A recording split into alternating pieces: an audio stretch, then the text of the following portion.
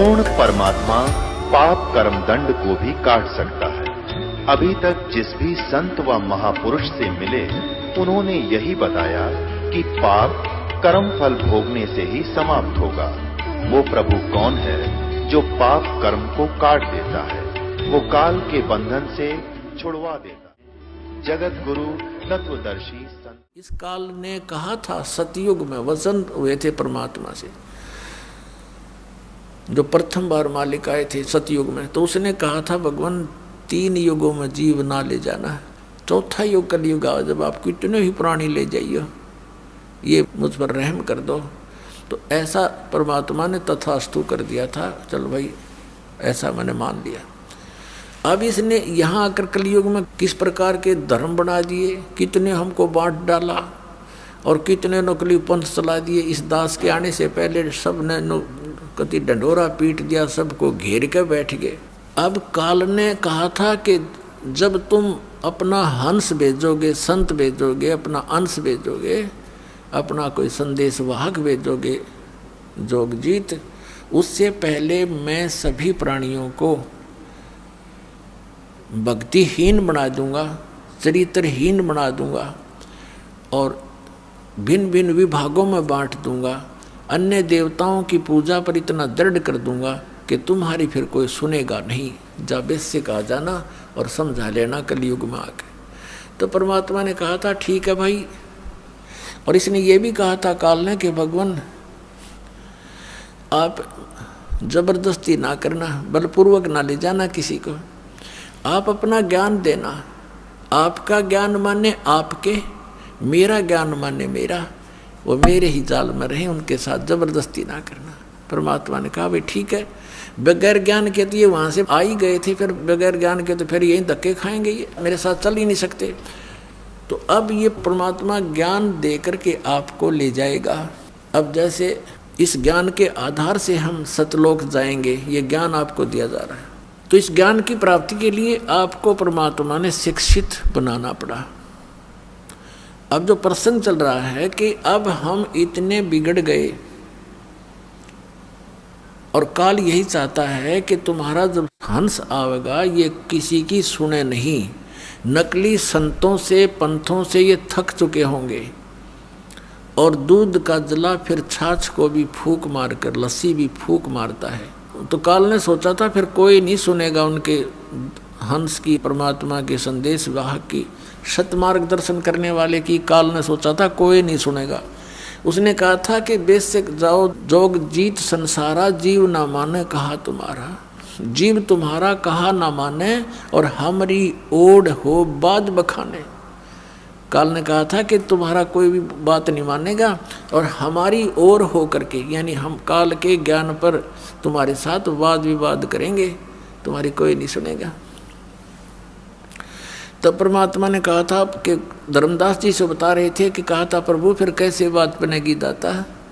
अब तो आज कलयुग में तो सचमुच इसने हमारे कितने तो धर्म बना दिए और कितने हमारे को अज्ञान से भर दिया। तीर्थ व्रत और इन मस्जिद मंदिरों के पूजनों तक सीमित कर दिया। अब कैसे मानेंगे भगवान आपकी बात को। तो परमात्मा ने कहा था धर्मदास एक समय आएगा कलयुग में और उस समय अपना दास भेजेंगे हम और फिर देखना मैं कैसे लीला करता हूँ। उस समय तक ये सभी नकली दूत अपने ज्ञान बताकर थक चुके होंगे। इनके अनुयायी भी उस अज्ञान को सुन सुन उनके कान पक चुके होंगे और फिर हम अपने दास को भेजेंगे, वो उनके अज्ञान का मोतियाबिंद का ऑपरेशन करेगा। तो इस ज्ञान से हम समझाएंगे, इस तत्व ज्ञान से परमात्मा के बच्चों को समझाएंगे, अपनी शरण में लेंगे भगवान। इसलिए शिक्षा आपको दी थी। तो क्या बताते हैं परमात्मा कि आज कितना बिगड़ गया समाज और जो पुण्यात्मा इस दास के साथ 10 वर्ष से 12 वर्ष से लगे हुए हैं, आज उनके अंदर कितना परिवर्तन है। वही पुण्यात्मा है, यहाँ देख लो पुण्यात्माओं आपके लिए हाजिर खड़े रहते हैं, करबद्ध खड़े रहते हैं और दोनों हाथों से दान करते हैं इनको पता लग गया है कि हमारे जैसे दुखी सभी प्राणी हैं संसार में, कोई सुखी नहीं। और यहाँ आएंगे, उसके लिए दान करते हैं, आपके लिए सब व्यवस्था करते हैं, आपस में प्रेम से रहते हैं, तो ये पूरा माहौल बदल जाएगा। अब ये किसी से ना रिश्वत लेते हैं, ना बीड़ी शराब मांस तम्बाकू का प्रयोग करते हैं, ना बच्चों के विवाह में अननेसेसरी कोई भी व्यर्थ ड्रामाबाजी लोग दिखावा नहीं करते हैं। इनको पता लग गया है। तो इसी प्रकार ये धीरे धीरे ज्ञान, जैसे अज्ञान बढ़ा है, ज्ञान भी ऐसे ही वृद्धि होएगी, गारंटीड होएगी। भगवान ने बोल रखा है, कह रखा है।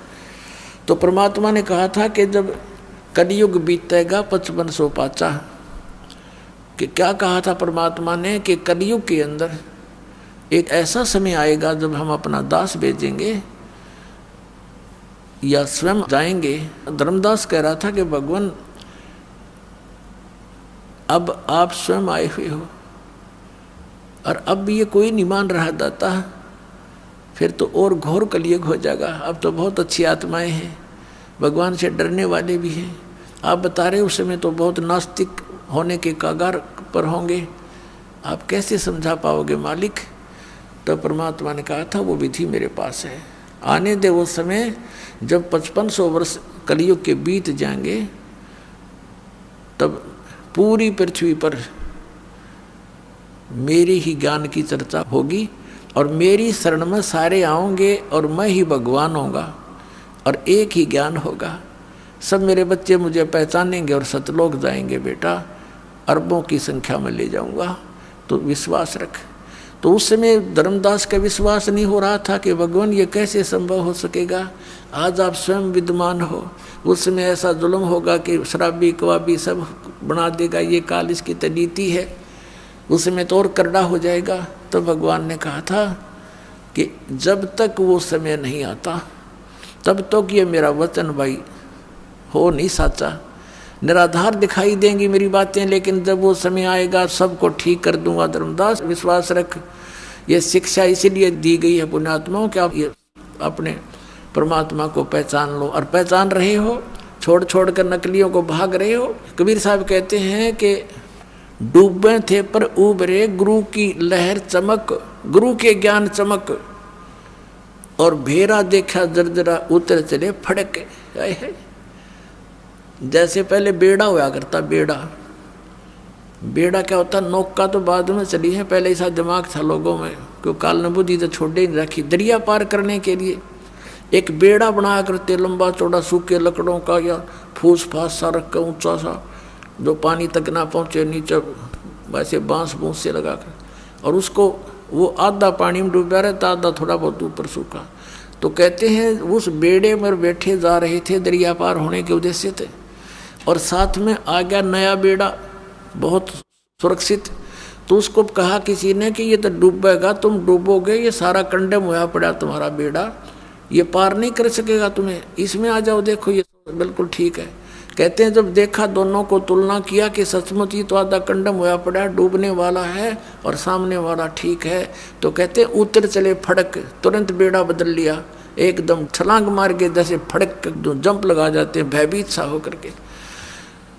तो परमात्मा ने कहा था कि उस समय इस ज्ञान से और उस अज्ञान की तुलना करके मेरे बच्चे मेरे वाले ज्ञान को ऐसे ग्रहण करेंगे जैसे उतर चले फड़क, न दौड़ के भाग आएंगे, कोई ना मरे नकलियों के पास। तो उस समय की इंतजार है धर्मदास मुझे, पूरे विश्व में मेरा ही ज्ञान होगा, मेरा ही गुणगान होगा, और पूरी पृथ्वी पर एक बार फिर